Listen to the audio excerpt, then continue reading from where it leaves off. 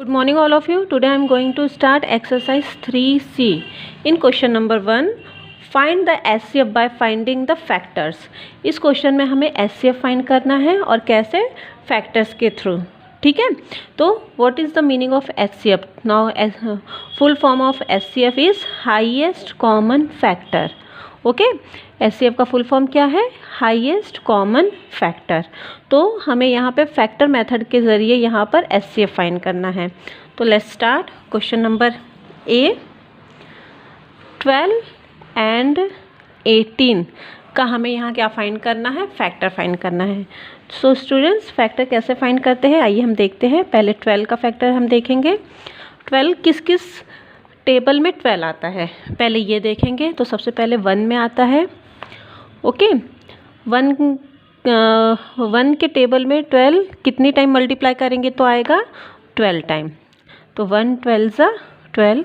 उसके बाद 2 की टेबल में आएगा. 2 की टेबल में कितनी टाइम आएगा? 2 6 ज़ा 12. उसके बाद 3 की भी टेबल में आएगा. 3 4 ज़ा 12. ओके, उसके बाद 4 की टेबल में 4 3 ज़ा 12.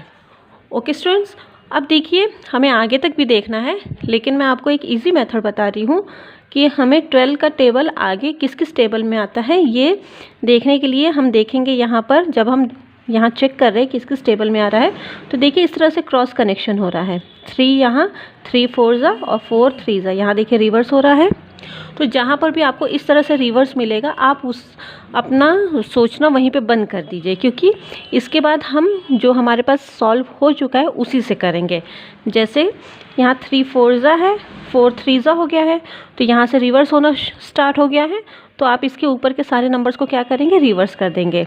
जैसे 3 4 ज़ा 4 3 ज़ा, इसके बाद 2 6 ज़ा है तो 6 2 ज़ा. नाउ 12 1 ज़ा. Clear students? बस अगर आपको जहाँ पर भी इस तरह से रिवर्स मिलेगा उसके बाद आप ऊपर के सारे नंबर्स को इस तरह से रिवर्स कर देंगे. क्लियर?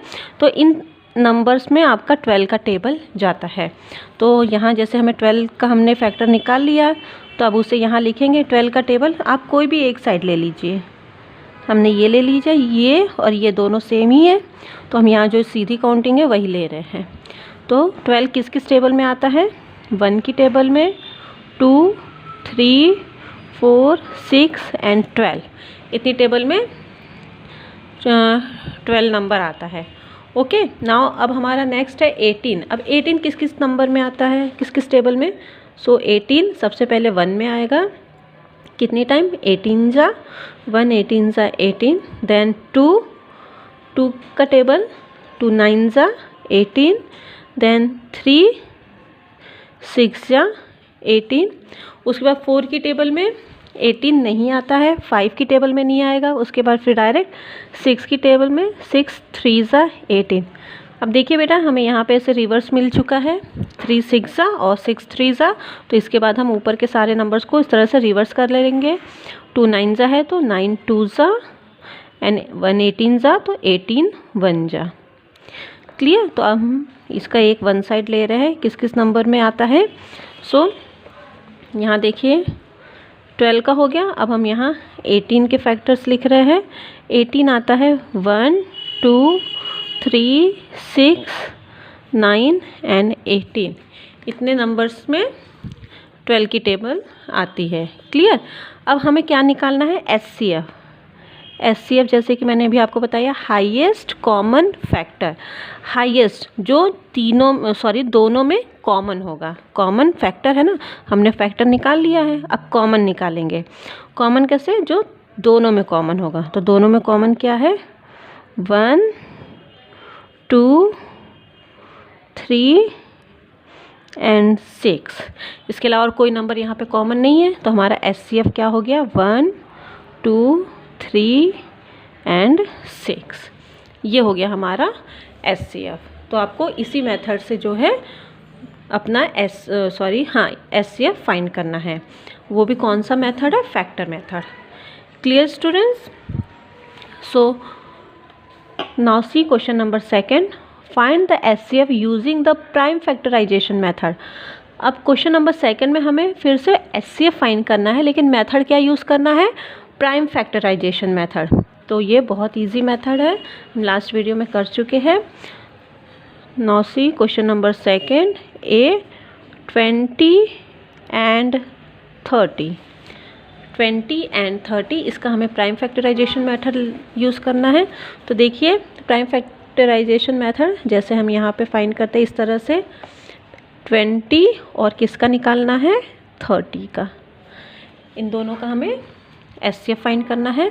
तो सबसे पहले 20 का हम प्राइम फैक्टराइजेशन मेथड मतलब प्राइम नंबर से हमें निकालना है।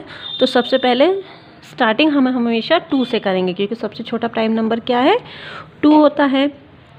तो ये 2 की टेबल 20 में कितनी टाइम जा रही है, 10 टाइम, 2 10 20। फिर 10 में 2 की टेबल कितनी टाइम जाएगी, 2 5 अब 5 में किसकी टेबल जाएगी, डायरेक्ट 5 की, क्योंकि 5 खुद एक प्राइम नंबर है। तो 5 1 जा 5।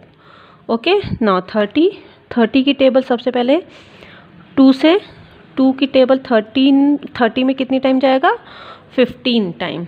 अगर आप डायरेक्ट कर सकते हैं तो ठीक है, वरना आप इस मेथड से कर सकते हैं। ओके, नाउ अगेन अब यहाँ 15 आ गया, अब इसमें 2 की टेबल जाएगी नहीं, तो दूसरा प्राइम नंबर लेंगे। तो सेकंड प्राइम नंबर क्या आता है, 2 के बाद 3 की टेबल 15 में जाएगी, यस, 3 5 जा 15। फिर ये 5 आ गया, 5 प्राइम नंबर है, डायरेक्ट 5 से, 5 1 जा 5। आपको यहाँ 1 आने तक सॉल्व करना है। क्लियर। अब हम दोनों का क्या निकाल रहे हैं, एचसीएफ।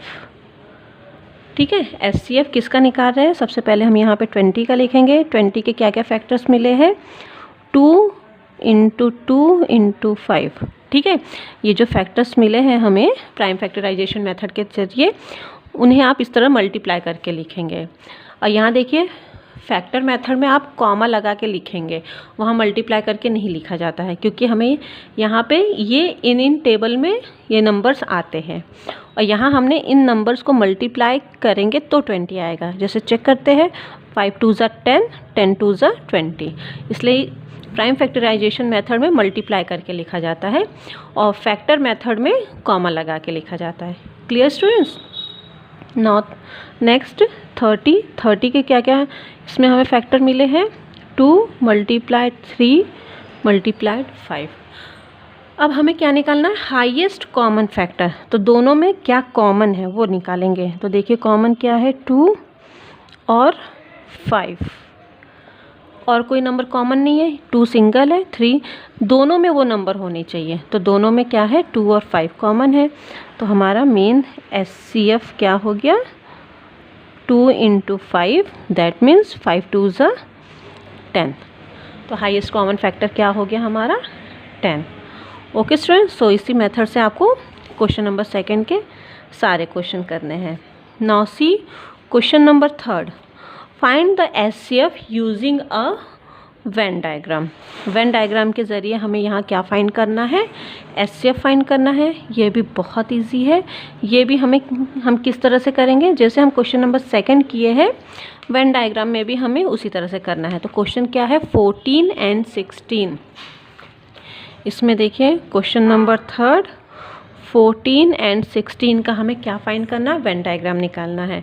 तो सबसे पहले आप 14 और 16 का यहाँ इस तरह से एचसीएफ निकालेंगे, एलसीएम निकालेंगे। आइए निकालते हैं। 2 का 14 में स्टार्टिंग 2 से, 2 7 जा, फिर 7 प्राइम नंबर है इसलिए 7 1 जा 7। 16 2 8 जा, अगेन 8 में 2 की टेबल 4 टाइम, अगेन 2 2 जा 4, फिर 2 में 1 टाइम, 2 1 जा 2।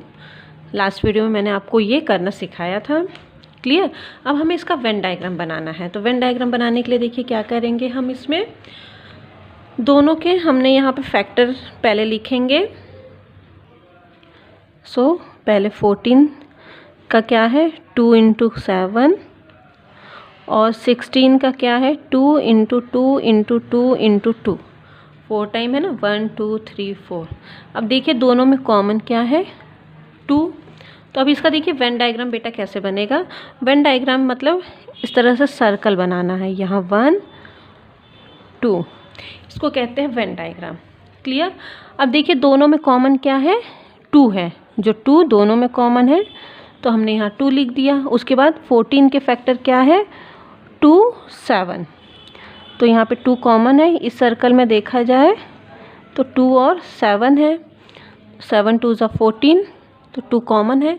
ये 2 कॉमन यहाँ आ चुका है। अब इस सर्कल में देखेंगे, ये है आपका 14 का सर्कल और ये है आपका 16 का सर्कल। तो 14 के फैक्टर आपने यहाँ लिख लिए हैं 7 और 2।